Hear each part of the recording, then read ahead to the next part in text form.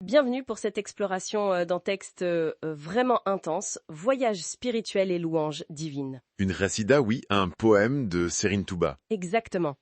Une figure majeure du soufisme sénégalais. Alors ce texte, il raconte un exil, une épreuve, mais surtout, c'est un témoignage de foi incroyable.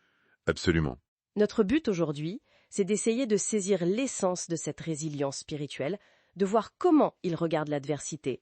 Ok, alors décortiquons un peu ça. Oui. Et ce qui est fascinant d'emblée, je trouve, c'est cette redéfinition de l'épreuve. Comment ça? Le poème parle bien de captivité au début, c'est clair. Mais très vite, ce voyage forcé, ce voyage physique, ça devient autre chose. Ah oui? Ça devient un cheminement spirituel choisi, une quête vers Dieu. C'est plus subi, c'est actif, guidé par la foi et vécu en compagnie spirituelle du prophète, des saints, il le dit dès les premiers vers. Donc la foi, ici, c'est pas juste un réconfort. Non, pas du tout. Elle restructure complètement la réalité de l'expérience vécue. C'est ça qui est fort. Et cette restructuration, on dirait qu'elle passe par une confiance absolue en Dieu. C'est frappant dans plusieurs passages. Tout à fait. Face aux ennemis, même pendant la traversée en mer, Dieu est là comme l'unique recours, le seul protecteur possible. C'est ça. Le voyage extérieur, finalement, il n'a de sens que parce qu'il est orienté vers lui. Dieu devient la destination ultime. Tout le reste semble secondaire. Exactement. Et attention, cette confiance, elle n'est pas passive. C'est un acte, en fait. Ça redéfinit où est le vrai pouvoir. D'accord. Et en parallèle de ce lien vertical avec Dieu, il y a cette relation incroyablement forte, constante, avec le prophète Mohammed. Oui, vous l'avez mentionné, il n'est pas juste un guide lointain. Non, pas du tout. C'est une présence constante, un compagnon de route qu'il invoque, à qui il s'adresse directement. C'est fou de voir comment cette proximité spirituelle est maintenue, même renforcée par l'éloignement physique. Et sa louange, vous disiez? Oui, la louange du prophète devient même une sorte de bouclier, une protection. Mais alors concrètement, dans l'isolement de l'exil, comment cette présence, elle se maintient si fort? Eh bien, c'est là qu'intervient l'ancrage fondamental dans les textes.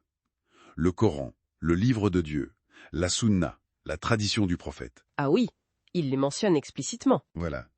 Et ce ne sont pas que des références pieuses, quoi. Dans ce contexte d'exil, de perte de repères, ça devient le viatique, la nourriture spirituelle, la protection concrète contre le désespoir. Le point d'ancrage quand tout vacille. Exactement, la source à laquelle se raccrocher. On comprend mieux. Et là où ça devient vraiment intéressant, je trouve, c'est le contraste qu'il établit. Ah oui. D'un côté, lui, il affirme sa liberté intérieure. Il est tourné vers Dieu, vers le prophète. Sa seule ambition, elle est là. Oui, tout à fait. Et de l'autre côté? De l'autre côté, il dépeint ses persécuteurs non pas comme tout-puissants, mais comme captifs eux-mêmes. Captif. De quoi? Prisonniers de leurs illusions, de leurs ambitions matérielles, de forces qui les dépassent peut-être. C'est un renversement de perspective assez radical, oui. C'est vrai. Si on prend un peu de recul, l'auteur, bien que physiquement contraint, il se voit comme le seul vraiment libre, parce que sa volonté est alignée avec ce qu'il considère être la vérité. Et cette liberté intérieure, elle se manifeste aussi par une forme de gratitude. C'est surprenant. Oui, cette gratitude qui pointe malgré tout, malgré les difficultés. C'est assez remarquable. Et dans le poème, il y a aussi des demandes, des prières claires. Bien sûr. La protection divine, évidemment, mais aussi le souhait du retour, le triomphe sur l'adversité. Et puis, quelque chose pour sa communauté, non? Tout à fait. Le bien-être, l'épanouissement de sa communauté restée au pays. La prière n'est pas égoïste, elle est aussi tournée vers les autres. Il y a même des éloges pour les compagnons du prophète. Oui, comme des modèles et peut-être des intercesseurs.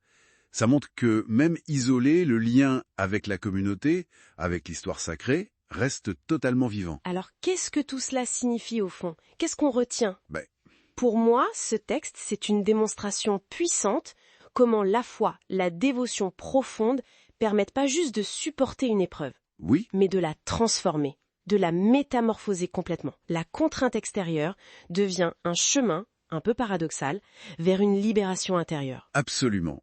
C'est une transfiguration de l'épreuve. Voilà, une liberté intérieure absolue, presque. Et ça nous amène peut-être à une question plus large qui dépasse ce poème. Oui. Dans quelle mesure est-ce que notre propre regard sur les difficultés, personnelles ou collectives, peut être transformé si on cherche un sens plus élevé, si on adopte consciemment une perspective spirituelle ou philosophique?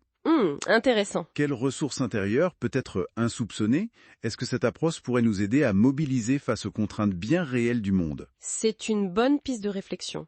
effectivement, la puissance de notre cadre d'interprétation face à l'adversité. Exactement. De quoi continuer à réfléchir.